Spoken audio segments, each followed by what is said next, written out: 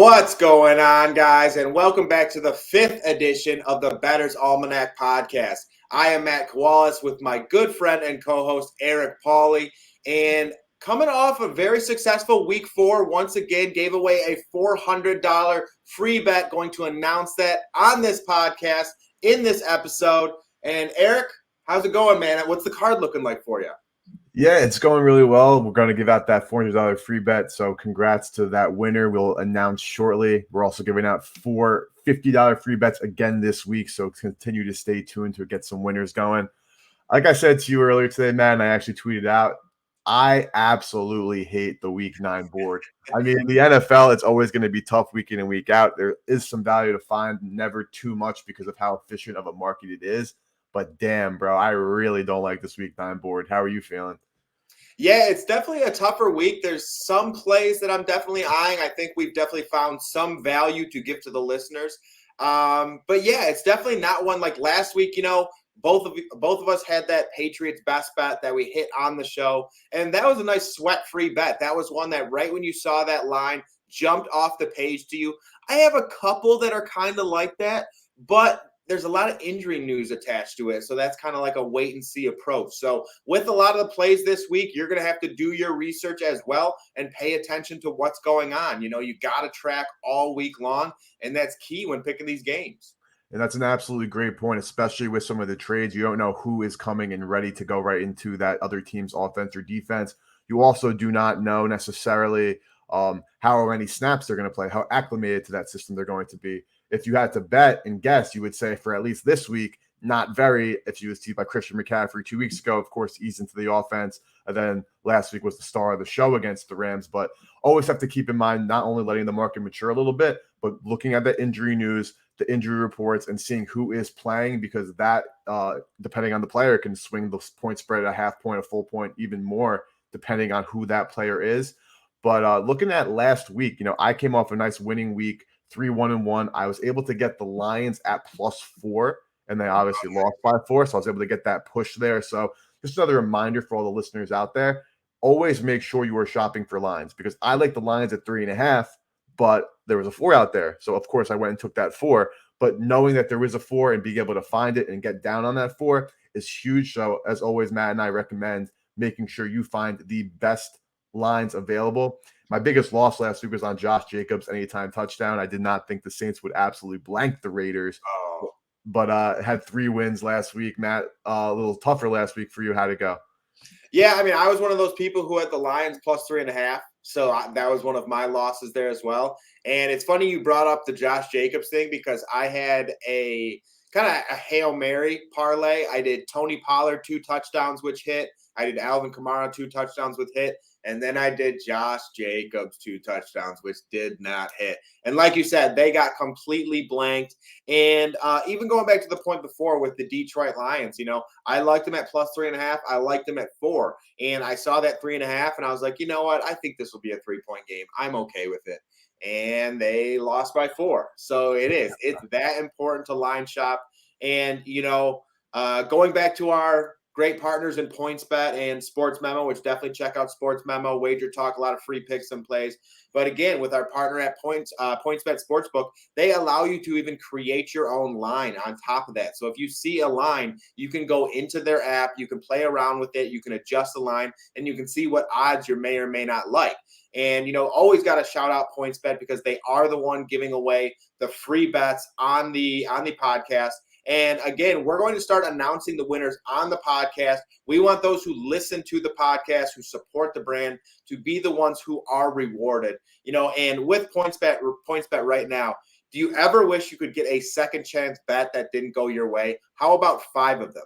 Well, now you can sign up with PointsBet Sportsbook. Sign up using the code Almanac and get 5 second chance bets of up to $500. With PointsBet Second Chance, you get 5 straight days of second chances, where PointsBet will match your losing wager in free bets. That's promo code Almanac to get 5 second chances on any PointsBet betting types, including live betting features you won't find anywhere else. PointsBet, do it live. Offer not available in all states. TNCs apply. See the promotions page and terms and conditions section of the PointsBet website for more detail. Void where prohibited. Must be 21 plus or older. Call 1-800-GAMBLER-CRISIS hotline for referral services. Gambling problem? Call 877-8-HOPE-NY or text HOPE-NY 467-369 in New York. All right, let's get to that dog of the day, Eric. We got to shout out PointsBet, of course. I love that read, watching Matt do that every week. But very important shout out to our sponsors. But we're looking at some live dogs this week. We're going all the way to Monday night already. And Matt, you are eyeing the New Orleans Saints at home, taking on the Baltimore Ravens. Right now, sitting at Ravens -2.5, over under 48 at PointsBet Sportsbook. Talk to me, Matt. Why do you think the Saints are undervalued in this game? Yeah, so I like the Saints here. A lot of it does have to do with the spot, for one. The Saints are a team that throughout the NFL season, they have definitely had the injury bug. They've lost games or they've missed games without Alvin Kamara, without Jarvis Landry, without Michael Thomas, Jameis Winston, who's actually now backing up Andy Dalton, Marshawn Lattimore, one of the top cornerbacks throughout the entire NFL, not only in manning people up, but also coming up in run support and helping to come up and make tackles, things of that nature. So the New Orleans Saints are finally getting healthy. You go to their depth chart and it's finally not bright red. Almost everyone is coming back. Jarvis Landry might even coming back. So I think this team gets a natural boost when you're finally healthy. You look around the locker room and you see all those players suited up. It's a good feeling for a team. And then in addition to that, you're facing a Baltimore Ravens team where I personally think this Baltimore Ravens team is somewhat overrated. I don't think they're as good as they seem. This is the first time the entire season they have won 2 games in a row. So naturally, I think they might be due for a letdown because they're very inconsistent. And when you have a defense that ranks 30th in passing yards given up per play and dead last in almost every other category, it could be tough, and the Saints team has been gelling well in terms of passing the football, in terms of running the football, in addition to that with Alvin Kamara. And when you get back Michael Thomas, Jarvis Landry, Chris Olave, one of the top young wideouts in all of football, that's a dangerous team, especially one that's getting a boost with everyone coming back. And then you look at the Baltimore Ravens, there's a chance Rashad Bateman misses. There's a chance Mark Andrews misses. If Mark Andrews misses, I'm 100, I'm going to hammer the Saints probably because that's the biggest weapon. And when something like that occurs, you could almost always expect Lamar Jackson to miss 2, 3, 4 throws in a football game that he maybe should make. When you don't have guys like Mark Andrews or Rashad Bateman, I think that would make it that much harder on Lamar Jackson. So I'm definitely siding with the Saints here. I don't like that it's all the way on Monday Night Football. I want to give the listeners something this weekend, but this was the one that I know it's not a huge underdog, but I really do think it's a good spot for the Saints. Yeah, value is value. I mean, right now, if you really do think the Saints are the side, it opened at the Ravens -3.5. Now it's sitting 2.5, meaning there seems to be some support in favor of the Saints as well. I think it's a great point when it comes to the Ravens. Just as a team, I mean, I was very high on them coming to the season, and I still do give them some respect because I think Harbaugh's a great coach. I love Lamar Jackson, but offensively, it's the same old story for the Ravens since Lamar's got there. I mean, Greg Roman's been running that offense since then, and they're so run heavy. And when they do try to pass, their lack of pass catchers, while Andrews is great when healthy, and Bateman hasn't been healthy in his career, but has shown some flashes, they don't have a legitimate wide receiver one whatsoever. And that kind of problem always plagues them. It's plagued them for the last couple of seasons, and it limits them on what they can do offensively. Just while I have you on this game, what do you think of the Roquan Smith acquisition by Baltimore? I think that's huge. I mean, I love Roquan Smith. I think he's great in the run support and things like that. If it were, honestly, I don't know if it would ever sway me in this game. I think I would need a week or 2 for him to get acclimated to the offense. I know when you're a middle linebacker, you just kind of get in and make plays, but you are the captain of that defense. You need to make calls. You need to make coverage calls, defensive line calls, things of that nature. I don't think he'll be ready to do that just yet. But it's a huge move for them. They have been okay in the run support. They're actually far worse in the pass defense, which they didn't do anything in terms of that. And Roquan Smith is definitely not going to help with that. But all in all, I think it's a big move for them. Any chance you can get a Pro Bowler, a leader, a guy who, is an anchor to a defense, I think that's huge. But is it going to help them in this game or with that pass defense? No, I don't think so. And I think that's this team's glaring weakness.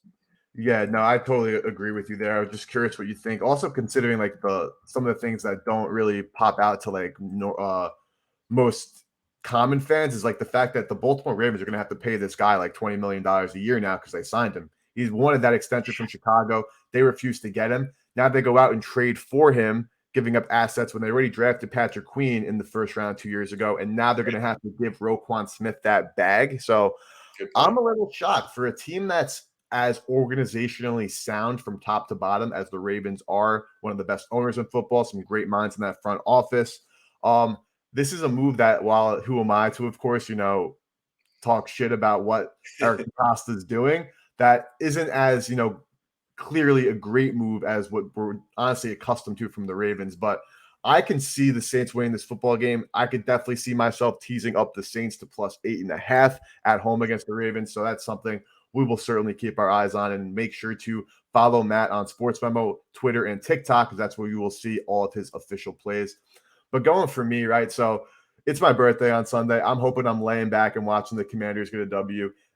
Yes, this is going to sound like a homer pick, but in actuality, I am a huge fan of the Washington Commanders on the money line this weekend to pull off the upset against the Vikings at home. So, of course, Kirk Cousins is returning to Washington. He actually had 3 like very, very good seasons, like underrated, like, throwing for 4,000 plus yards in those years. Obviously, Kirk Cousins being Kirk Cousins couldn't lead Washington to any victories. He lost big games down the stretch that we would have needed to clinch the playoff berth and whatnot. But looking at this game, I don't think Washington deserves to be highly touted after the win against the Packers and the Colts. I mean, if Michael Pittman Jr. did not drop that football on that final drive, the Colts would have kicked that field goal and the Washington would have lost by 2. So that was just something that really was lucky for the Commanders to pull off that victory. But looking at this game, I like Washington because I think that the Vikings are ready to get exposed. I'm not saying Washington is a much better team or anything like that. 3.5 points. I absolutely love Washington. Teaser +9.5. Love them even more. Could certainly will be part of one of my teaser legs this weekend. But the Commanders are going to be able to give this team fits because while Kirk Cousins and the Vikings have a stout offense, I don't know if Hockenson will be playing on Sunday for them. If Irv Smith Jr., though, is, of course, out. Justin Jefferson's really the only thing that's scary for the Washington Commanders. And of course, he's terrifying because of how good he is. He scares any defense. But we really, as a team, the Commanders struggle against number 1 receivers that are elite. But we're number 2 in defensive DVOA against the run this season. So I don't think Dalvin Cook is going to be able to run the football on us whatsoever. And considering the win against the Cardinals last week, the Vikings were literally handing that game to Arizona, but they refused to take it from them. I'm not saying Washington is much better than Arizona. I do think Arizona is worse than Washington, though. I'll put that on the record. But I don't think that Washington will be making those same critical mistakes down the stretch where Kyler Murray's taking those sacks and is looking like, the guy who did not deserve that big contract. While Taylor Heineke has that mobility, he's going to be able to get away from Zadarius Smith, will be rushing him. And I think we're going to be able to shut down that Vikings offense. So I would not be surprised whatsoever to see the Commanders take this victory because, again, while Washington has obviously had their flaws and issues this season, so have the Vikings. And again, last week, they shouldn't have even won that game against the Cardinals. Washington is better than the Cardinals. If they make those mistakes, I could see the Commanders coming out with a big victory. Matt, you agree with me? Or you think this is the Vikings, going to advance to 7-1 and maybe start getting some respect from the betting market and the public? No, I'm 100% with you here. Kind of when we spoke a little earlier too, when I was like, is it weird that the Commanders +3.5 is like a top 3 play for me this week? And I'm in the same boat because the Minnesota Vikings, they are 6-1 in the season, but 5 of those games have been 1-score wins. So the Minnesota Vikings aren't dominating anyone. and the Washington Commanders are one of those scrappy teams. And anytime you watch Taylor Heineke back there, it's pretty funny because in the first quarter, second quarter, he might be getting booed, but by the third or fourth quarter, he just has some sort of like Fitz magic with him as well. And he can extend the play, he can pick up first downs, and then all of a sudden the crowd is just fully behind him, going crazy. So there's something with Heineke. There's something with this Commanders team. Obviously they're not the best in the world, but they can sneak up on you. And this Vikings team, in my eyes, they're just not a 6-1 football team. I think they're very much due for a correction spot. We've talked about this in the past, with the Patriots or with the Jets last week when the Patriots were facing the Jets. Correction spots are real things, and I think the Vikings are in one currently. They're going on the road in Washington. Like you said, Commanders have a good rush defense.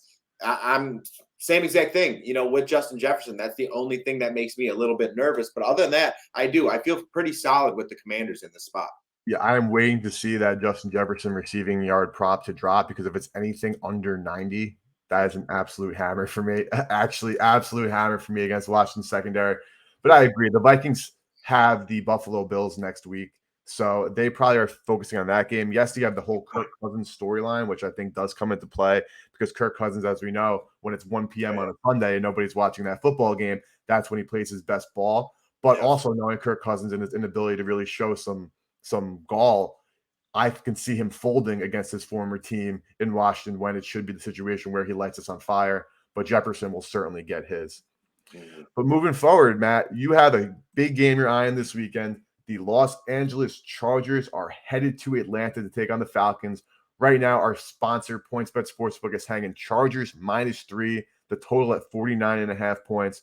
Talk to me, Matt. Where are you looking to find some value in this game? Yeah, so in this game, I do like the Chargers, but before we get into that, we got to announce this $400 free bet winner real quick. And, I was pretty excited to see this because the winner of the $400 free bet is Zachary Simmons. And again, it was really nice to see him win because he has been a supporter of the podcast since day one. He has participated in every single giveaway. And sadly, in the first one, when I think we had 4 $50 free bets for the first week, and I think only 5 or 6 people did it, he was one of the people who didn't win. So I'm pumped now because we had like 20 entrants this week, and he was the one who got it. So Zach, greatly appreciate your support, my man. Feel free to shoot us a DM, and we'll get you, or with your account info, we'll get it over to PointsBet, and we'll get you that $400 free bet. So again, we greatly appreciate everyone who supports us. So again, thank you very much. Thank you, Mr. Simmons. Really appreciate it. Congratulations. Now, without further ado, Chargers Falcons. Talk to me, Matt. Yes, sir. So again, you guys hear me talk about spots all the time. And I think this is a spot for the Atlanta Falcons where they're getting ready to fall off the tracks. This is a point in the NFL season too, where you have to start evaluating teams. You have to take a look and you say, okay, what teams are overvalued? What teams are undervalued? And 2 of my top teams that I believe are overvalued at this point in the season are the Minnesota Vikings and the Atlanta Falcons. The Atlanta Falcons, they've just been finding ways to win games. They're scrappy, they're tough, they're together. But when you face good teams, it's just different. When you actually face talent, it's just different. And I personally think this Atlanta team is getting ready to fall off the tracks. They're still one of the bottom 3 teams in terms of passing the football. They don't have that many weapons. Drake London hasn't really been doing all that much. Kyle Pitts hasn't been doing all that much, but they have been running the football in a successful manner. And if they were to cover the spread against the Chargers, I would think they'd have to have a very, very successful day rushing the football. But with the Chargers, they have improved in terms of rush defense. And when you're very one-dimensional, you can bring people up. And when you bring Derwin James up in run support, I think that definitely helps things. And I think that can help to limit the Atlanta Falcons. For me as well, the Chargers are coming off a bye here. And they're coming off a loss to the Seattle Seahawks going into this bye. Very tough for me to see this team losing 2 in a row, if I'm being honest. Justin Herbert is the quarterback. Atlanta Falcons, not the best pass defense in the world as well. And when you just have someone like Justin Herbert, who is an absolute gunslinger, can can just win the game on his own. He can find a way to win games. I think that's what he does here. I am a little bit worried, not going to lie, because of the fact Mike Williams is missing, and now Keenan Allen has become questionable. Originally, I thought 100% he was going to play in this game. So definitely keep an eye on this going forward. But it's just one of those spots. The Chargers are second in their division. Chiefs are atop. They know they need to go out and win this game to stay close in that division, to compete in that division. And even with Mike Williams down, even with Keenan Allen down, I would still favor the Chargers here because in terms of skill positions, in terms of offensive talent, it would still be neck and neck, and I would still probably give the edge to the Chargers with Austin Eckler, with Justin Herbert at quarterback, guys like Josh Palmer, DeAndre Carter, Gerald Everett. I would still give that edge to the Chargers. And on top of that, I think the Chargers are better on defense. So again, definitely monitor the Keenan Allen situation because it could even move maybe a half point or something along those lines. Maybe. But again, keep an eye on that just because of the line movement. But regardless, I do like the Chargers here. Yeah, and I've been looking, and it seems as if like that number's been sitting at 3 all week. And I don't know, again, if that's like, I wouldn't say like a trap or anything, but I don't know if that's something that, is glaring or if that really is the Chargers -3 is the lock of the week. The fact that the line hasn't moved in the Falcons' direction at all kind of leads me to believe that the Chargers are the right side because of what you mentioned. Like last week, yeah, PJ Walker made that amazing throw to DJ Moore, kept him in the game. Now it's a very exciting game. But PJ Walker also missed a bunch of receivers that were running wide open across the field. Almost literally throughout all 4 quarters, there were multiple receivers running wide open at multiple times. And then you have, of course, DJ Moore, who is the best receiver out of the class if Keenan and Mike aren't playing. But I think that there's going to be tons of opportunity for Herbert to throw the ball. Like you said, the Chargers' run D has been improving slightly, and while they are so banged up, it's not like the Falcons have a team that's going to really pressure the hell out of Justin Herbert or anything like that. Mariota can't throw the football. So I think you just convinced me right now. I am honestly looking to hammer the Chargers -3 this week, and I think that that's a great spot for them. Yeah, it's tough for me to see them going to 500. This is a team that was projected to come second in the division to compete with the Kansas City Chiefs all the way till the end of the season. And, they definitely have had some problems. They sputter on offense a little bit. At times their defense has been somewhat inconsistent, but that has been up like when facing top teams throughout the NFL. But again, coming off that bye, I think they sure some things up.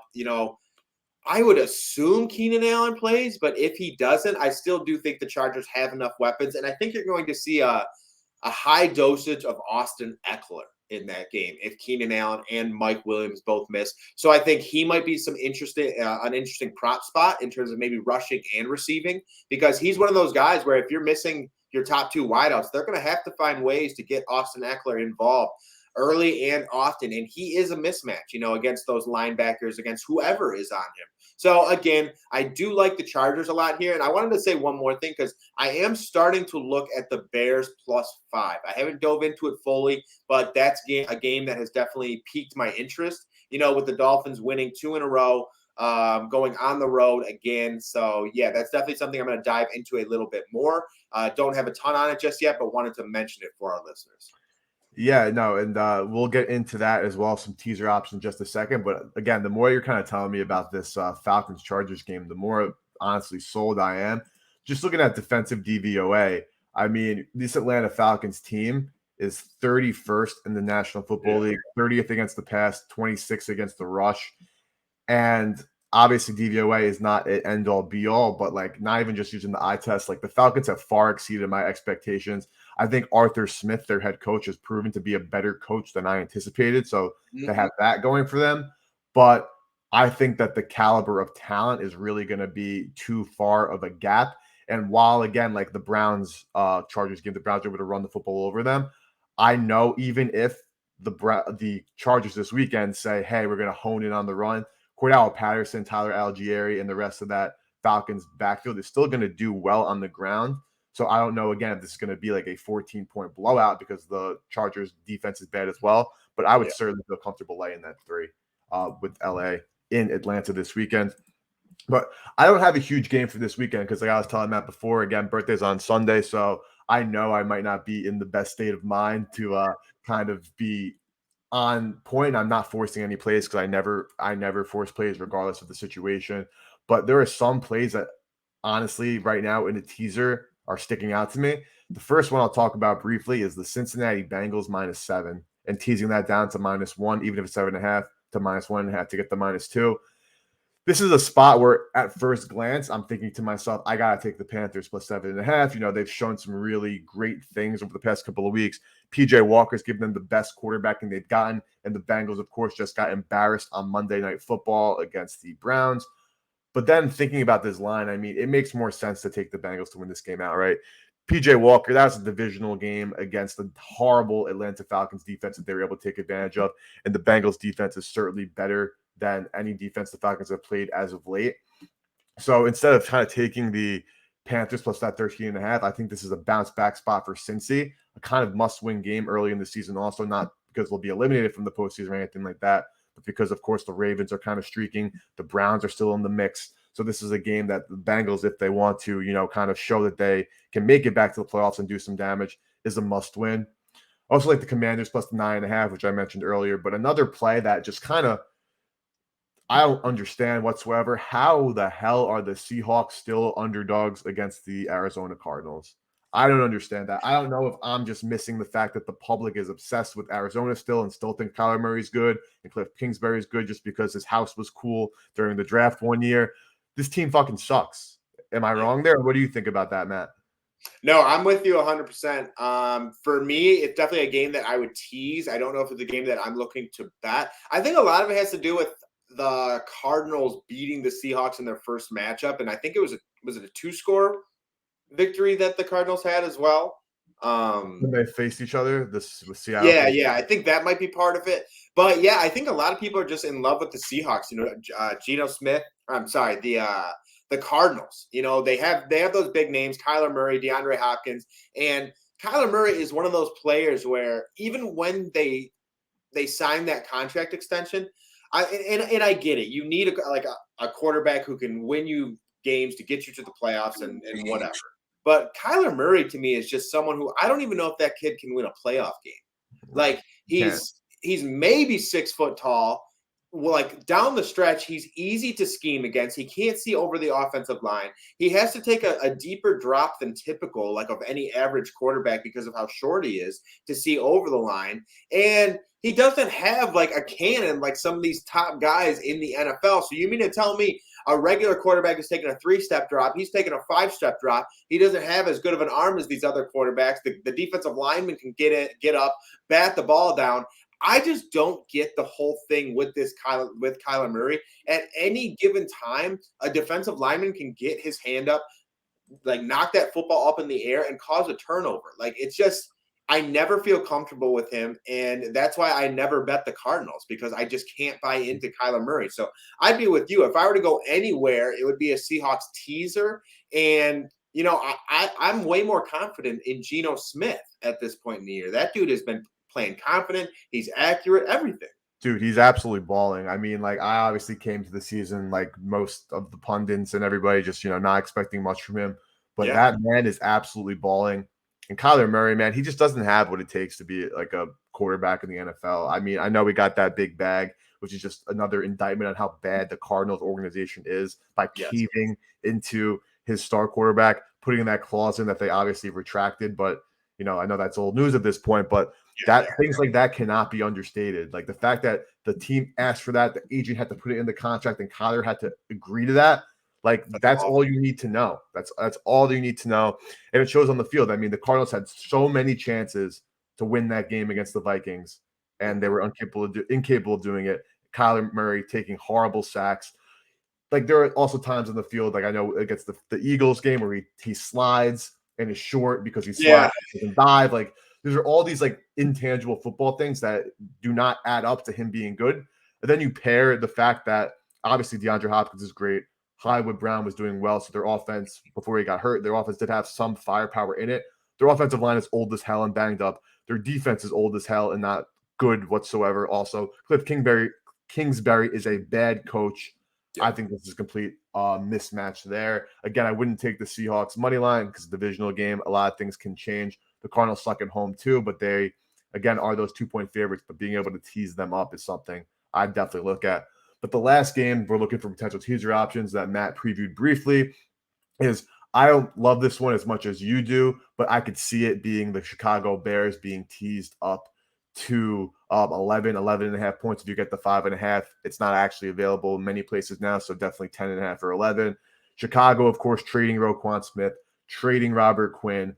The Dolphins, of course, acquiring Bradley Chubb. I don't know if he will be active on Sunday. They're coming off 2 wins where, again, this team thinks they look like they should be so much better than they are. Matt, talk to me, besides for what you already kind of outlined, why else do you kind of like the Bears in this spot? Honestly, it's more the Dolphins. I think the Dolphins, they've won 2 games in a row. They're traveling on the road in Chicago. And for Chicago, their strength has actually been their passing defense, if anything. So I think it's just, again, one of those spots, if you're looking at these two teams, to the naked eye, sitting on paper, yeah, I'm going to go the Dolphins almost every time.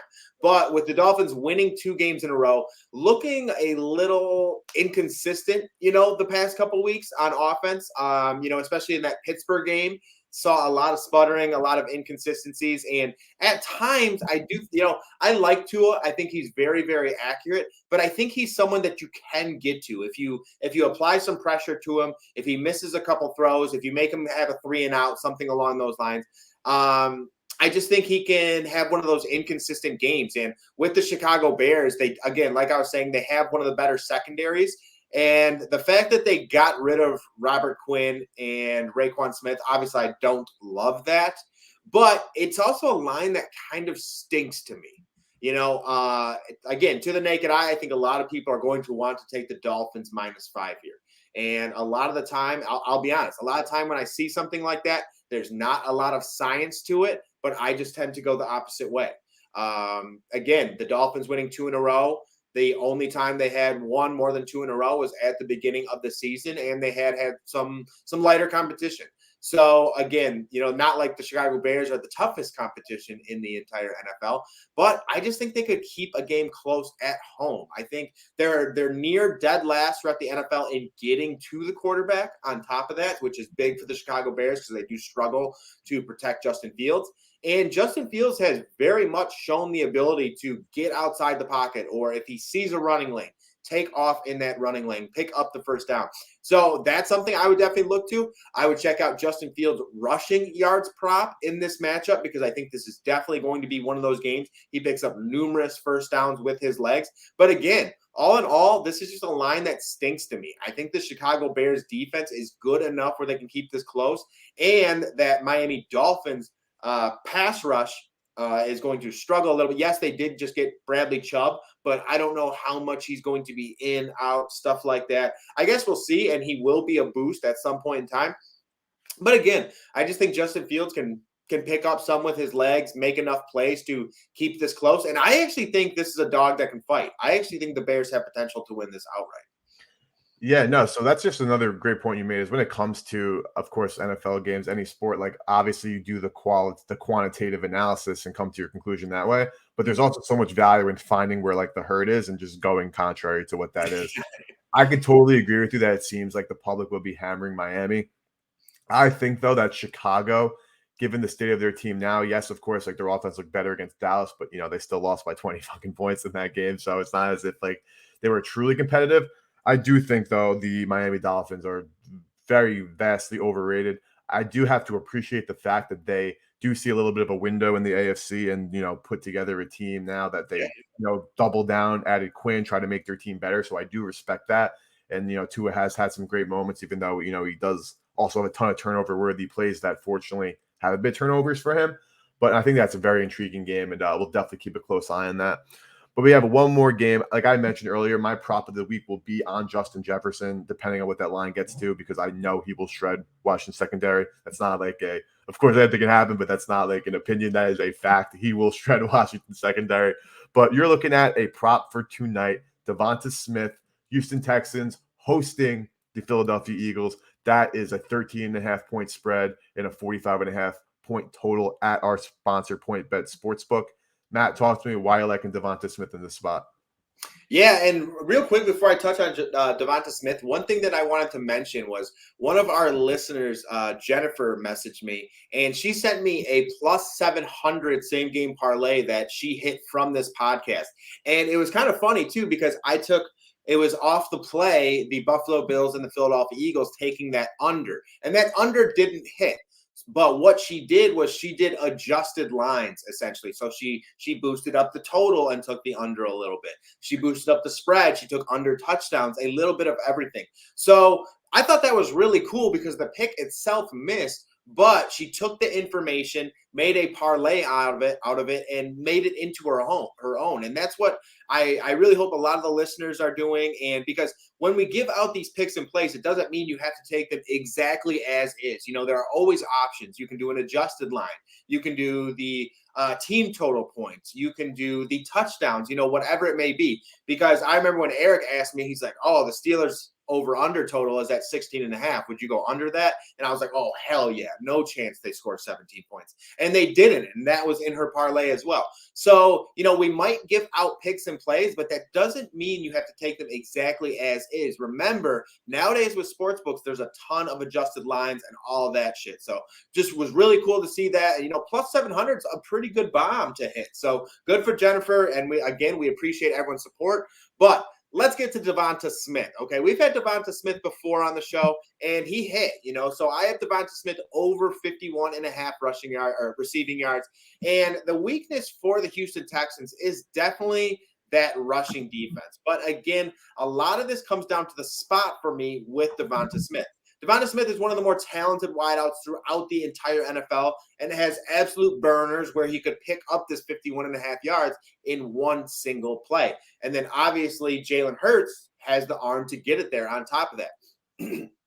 Now, with this matchup as well, the Texans' number one cornerback and rookie in Derek Stingley Jr., he's been having a pretty solid year, honestly. And after last week's absolute explosion from A.J. Brown, I think he will be matched up with him. And I think the Texans will definitely have a safety shading over the top to A.J. Brown. And then in addition to that, I think that will help to give Davanta Smith more opportunities, to get a lesser cornerback, and have a chance to be a bigger factor in that game plan. The coaches know this too. When A.J. Brown goes out and has 3 touchdowns, 100-plus yards, he's going to be a factor in that defensive game plan 100%, and Nick Sirianni knows that. So I think they're going to actually focus on Davanta Smith and Dallas Goedert. Davanta Smith has had 13 targets over the last 2 games. So he's getting a high target share. He's getting high volume. And again, I love taking these spots where players have missed 2 games in a row. This is this receiving prop is something that Davanta Smith averaged last year on top of that. So I think this is a great get-right spot for Smith against the Houston Texans. And for me personally, it's a 14-point spread. I'm kind of more so siding with the Texans 14 points. I don't know, man. That's a lot of points. Yeah. That's my only worry in this one is if the Eagles get too high, too out in front, too quick, and then start rushing the football, and then the receiving props kind of go away. But I still think this is a receiving prop that has potential to get taken care of in the first half or even in the third quarter. Yeah, no, I don't disagree with you there. I mean, like you said, though, this 14-point spread, while the Eagles, if any team, Eagles, Bills, Chiefs are definitely 14 points better than the Texans, horribly coached team, pretty just lack of talent across the board. I'm not laying 14, but at the same time, I'm definitely not taking 14 either with this squad. Quickly, though, team total for the Houston Texans opened 16.5, down to 14.5, meaning that it doesn't seem as if sharp bettors think that the Texans will be scoring. What do you think about that team total? Obviously nothing official, but what do you think about seeing that at 14.5? Wow. This might be surprising, but I actually think the Houston Texans will go over that. I honestly do too, because the way that the NFL is, with the Philadelphia Eagles, they've been playing such good football. Honestly, mistake-free football. They really haven't even had a close game other than that Detroit Lions one, and that wasn't even that close. It was they backdoored it, you know. So at some point, you gotta assume this Philadelphia Eagles team is gonna have somewhat of a letdown spot. And by letdown spot, I mean beating the Houston Texans by 13 or by 10 or whatever that may be. And you know, the Texans got embarrassed last week. So, you know, it's the NFL. It's the NFL. These are still players who are the best in the world. They can bring a good game together. They can keep this a little closer. And, you know, 14 and a half points, I wouldn't be surprised if Houston goes down and gets points on the first drive. Just to make a statement, something along those lines. So, yeah, I would actually go over this. I think the Eagles are more not in a letdown spot per se to lose, but maybe in a letdown spot to give up a little more points than they should, or to score a little less points than they should. I think their over under team total is 30 and a half. And I actually like the under on that. Yeah, so taking a look right now while I can, the team total 27 and a half at Pinnacle. We don't have all the information here, but 29 and a half at some shops, like you mentioned. Yeah. Even 30 at some shops. So you definitely make sure, again, to line shop to find the best value. If you want the over, of course, find the 27 and a half. Sure. If you want the under, find that 30 and go under. But no, I agree that this could be a spot where the Eagles, you know, they've been flexing their muscles all season long. This is a game where they don't necessarily have to do that. Like, it was just funny watching Derrick Henry run all over the Texans last weekend. You know, I think if Nick Sirianni just went over to Lovie Smith before the game and said, hey, here's my playbook, this is what we're going to run, they still couldn't stop them, honestly. So I would side with the Eagles. I do agree that that might not be a blowout as we'd expect, given the discrepancy between these two teams. But at the same time, when it just pound for pound, roster, player for player, the Philadelphia Eagles are better at literally every single facet of the game, coaching staffs included. So we will see how that goes tonight. But we want to thank everybody for tuning in. Congratulations to Mr. Simmons as well as Jennifer for that big hit. Mr. Simmons for that $400 free bet. Make sure to DM myself, Matt, or the Bettor's Almanac podcast itself Twitter page. You can find us three at Twitter at Bettor's Almanac, at Moneyline2_Matt, and me at Slime Action on Twitter. Of course, we'll post everything we have that for free on our Twitter page, and anything that you want that is official will be found on our sports memo pages. Thank you guys all for listening. We truly appreciate it. Best of luck to our four. We have, again, 4 $50 free bets given out again this week, so make sure to enter for that as well. Thank you guys. We appreciate you. Peace.